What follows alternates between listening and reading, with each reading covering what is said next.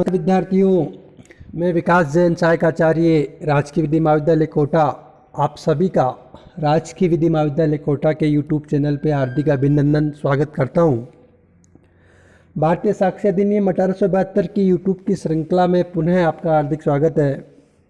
जैसा कि हम बात कर रहे थे कि अन्य व्यक्तियों की राय कब सुसंगत होती है, इसी कड़ी में आज हम बात करेंगे धारा 49, 50 और 51 अर्थात 49, 50 और 51 जो प्रथाओं, सिद्धांतों आदि के बारे में राय कब सुसंगत है, या फिर नातेदारी के बारे में राय कब सुसंगत है, या फिर राय का आधार कब सुसंगत है के बारे में बताता है।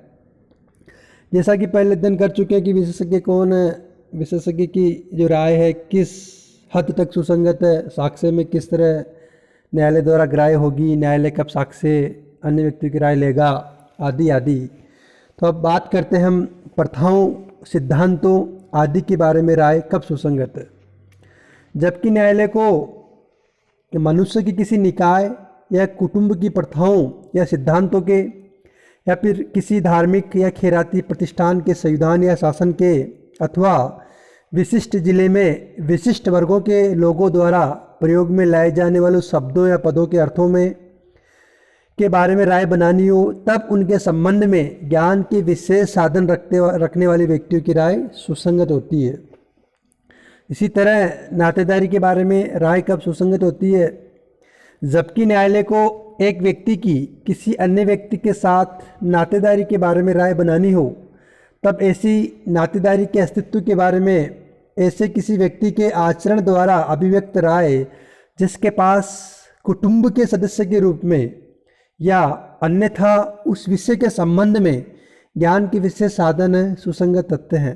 परंतु भारतीय विवाह विच्छेद अधिनियम 1869 के अधीन कार्रवाइयों में या भारतीय दंड संहिता 1860 की धारा 494, 495, 497 या 498 के अधीन अभियोजन में ऐसी राय विवाह को साबित करने के लिए पर्याप्त नहीं होगी।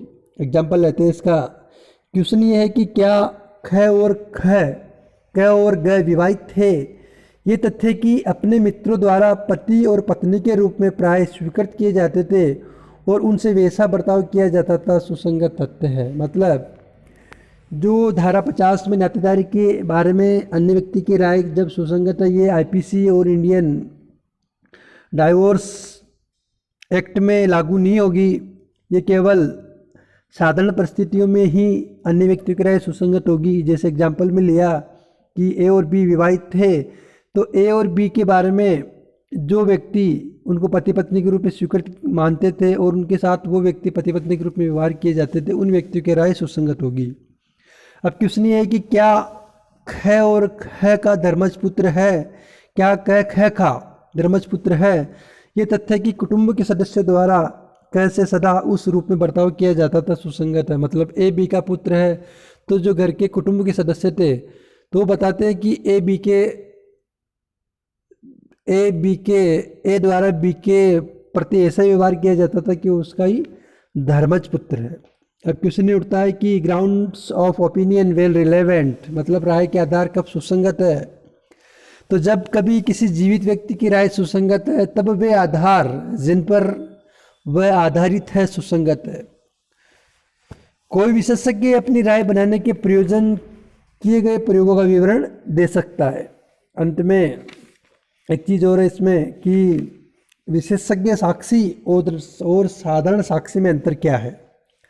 साधारण साक्षी ये साक्ष्य देता है कि वास्तव में क्या हुआ था, जबकि विशेषज्ञ साक्षी इसके अतिरिक्त तथ्य पर भी अपनी राय दे सकता है।